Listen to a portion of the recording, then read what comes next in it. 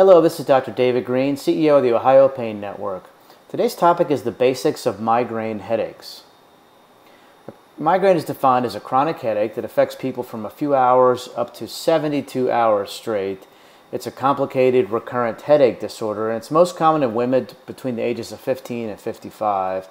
Thankfully, most become less severe and less frequent as a person ages. How common is it? It affects 18% of women and 8% of men. So overall in the population, it's about 11-12%.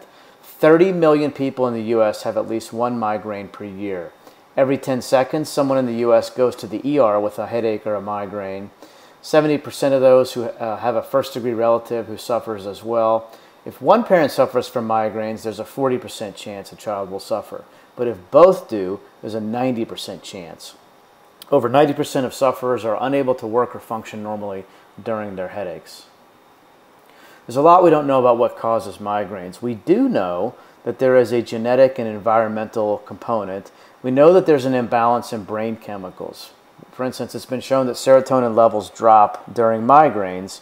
It's a pain management chemical, and the low serotonin levels can trigger a migraine by letting too much blood flow through vessels that should be constricted. Okay, and that can induce the throbbing sensation. Typical migraine triggers, there's quite a few of them. Various foods such as aged cheese, red wine, beer, whiskey, food additives, cold foods, citrus fruits, MSG or caffeine, elevated stress levels, barometric pressure changes, strong scents like in perfume or paint, hair accessories, even exercise such as sex can contribute. Additionally, poor posture, skipping meals, and smoking. Thankfully, there is a small silver lining. There's no evidence at all to clearly substantiate that chocolate is a migraine trigger. That is actually a myth, thank God. Symptoms of migraines, often it's a unilateral head pain that is throbbing and aggravated by activity. And aura is a visual or sensory symptom that precludes the onset of the headache, such as photophobia or visual scintillations. Interestingly, 8 out of 10 migraines have no aura associated. Diagnosing migraines, there really is no objective testing available. Oftentimes, a physician will get a CT or an MRI to rule out badness like a tumor. It's often diagnosed on patient history and pattern of symptoms. A migraine diary can be very helpful. So with the diagnosis, the International Headache Society requires patients to have at least 5 attacks fulfilling 3 criteria. These include a 4 to a 72-hour duration, at least 2 of these, unilateral, pulsating, moderate to severe pain intensity, aggravation by or causing avoidance of routine physical activity, and at least 1 of the following: nausea plus or minus vomiting, along with photophobia and phonophobia.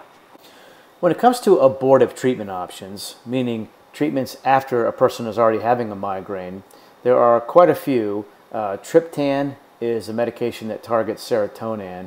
So you have several different types of triptans: almotriptan, elatriptan, frovatriptan, naratriptan, rizatriptan, sumatriptan, which is the most common, and then zolmitriptan, which is Zomig. All of these help with serotonin levels. There are additional abortive options, including acetaminophen, very hard to pronounce there, which is known as Migraine. There's also a Migranol nasal spray, Cafrago, and there's various over-the-counter medications such as Advil migraine, Excedrin migraine, and Motrin migraine. They all contain caffeine, along with other things.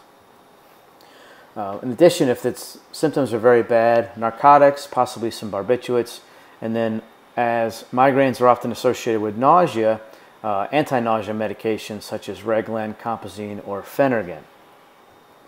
When you look at preventive treatment options, what you're trying to do is reduce the frequency and severity of the headaches. Okay?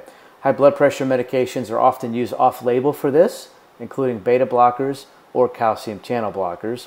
Additional off-label medications include antidepressants such as Elavil and Pamelor.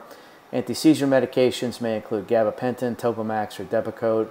And then Cinomigran is also a serotonin antagonist medication.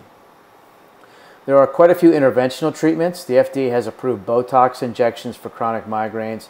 There was a very large study that was the reason for the FDA approval.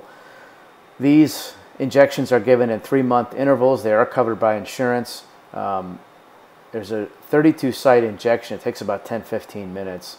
For chronic migraines, it needs to be a distinct and severe neurologic disorder characterized by patients who have a history of migraine and suffer from headaches on 15 days or more per month, with headaches lasting 4 hours a day or longer. So there is a criteria there.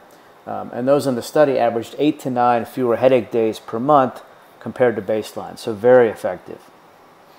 Occipital nerve blocks have been shown to be over 50% effective for migraine headaches. Cervical facet injections, epidural injections, sphenopalatine ganglion blocks, supratrochlear nerve blocks, supra or infraorbital nerve blocks, or a pulse radiofrequency ablation of the occipital nerves has also been shown to be effective. So here's what some of the research has shown. In a study of 100 patients receiving greater occipital nerve blocks, 53% achieved pain relief averaging 3 weeks, and those injections can be repeated as necessary. Another study looking back on occipital nerve block treatment using a mixture of lidocaine and steroid showed 54% of migraine patients receiving excellent pain relief for a duration of up to 6 months. Okay. Another study looked at peripheral nerve blocks for migraines with either greater occipital blocks or supraorbital blocks, and there was an 85% effectiveness rate for 6 months. Those injections needed to be repeated a certain amount of the time, though. The top migraine treatment in Ohio is through the Ohio Pain Network.